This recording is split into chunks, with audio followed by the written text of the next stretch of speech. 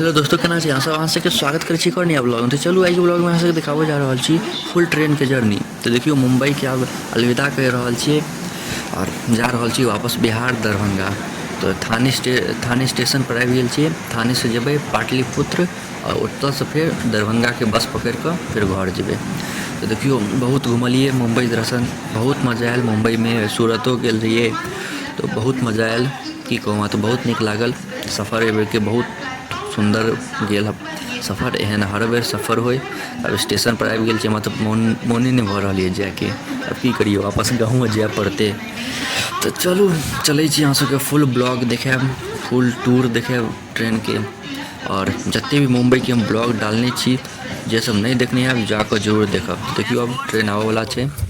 अब देखियो ट्रेन में बैस गेलिए, सब चीज़ सैंता गेलिए, सामान वामान सब चीज़ सब देखियो चद्दर वद्दर सब दऽ देलकै। एगो ई चद्दर छै, एगो बिछेने छिए, नीचा में कम्बल छै, ये सब तो देने छिए। फर्स्ट थर्ड एसी छै ट्रेन के टिकट, थर्ड एसी ट्रेन के टिकट छै। तो ये सब सबटा देलकै ये। इमहर सामान सब सेट कऽ देलिए।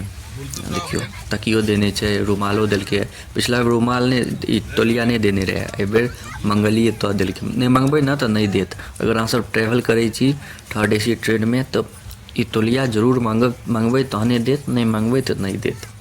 तेँ एक बेर मंगबै तो दऽ देत आसानी से। देखै छियै एगो एक्स्ट्रा छै, तऽ एहिमे की कहै छै, देखियो एहिमे दूगो छै राखल, ई जे छै ना अहिए के अंदर दै छै दूगो चद्दर। तो एगो एक्स्ट्रा छै, एकरा रखने छियै।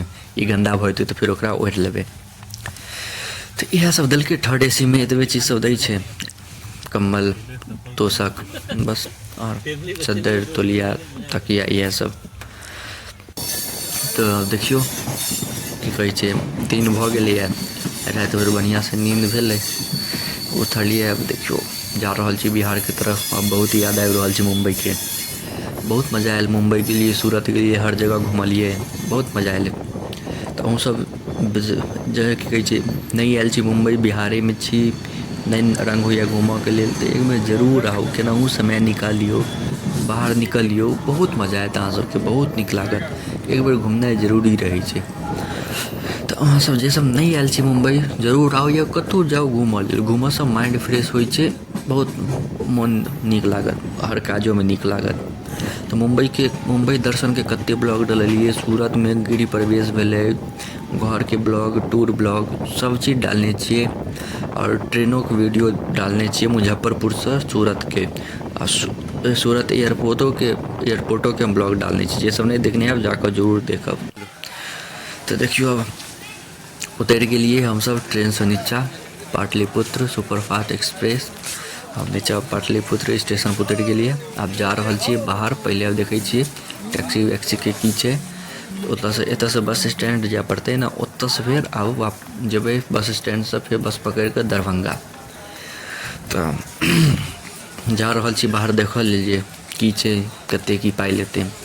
उम्हर समय ठंडा नहीं छलै। जखनी एतऽ से ट्रेन से नीचा उतरलिए, एते ठंडा लागि रहल छै की बताउ, बड़ी ठंडा है।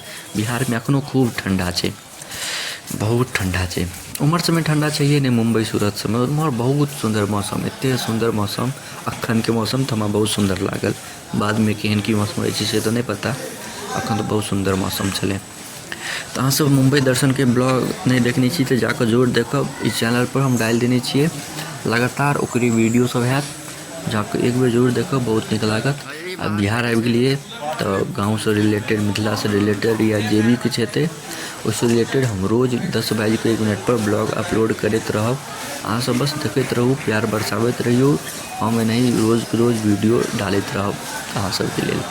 10:01 पर हमर वीडियो अपलोड भऽ जायत। तो देखियो अब स्टेशन से बाहर निकल गेलिए। अब जाइ छिए अथी की कहै छै, टैक्सी वैक्सी ढूंढऽ लेल। तो अहाँ सब कते देर तक देखऽ के लिए धन्यवाद। नीक लागे तो लाइक, कमेंट, शेयर, सब्सक्राइब जरूर करब। मिलै छी अहाँ सबसे अगला नेक्स्ट ब्लॉग में। धन्यवाद।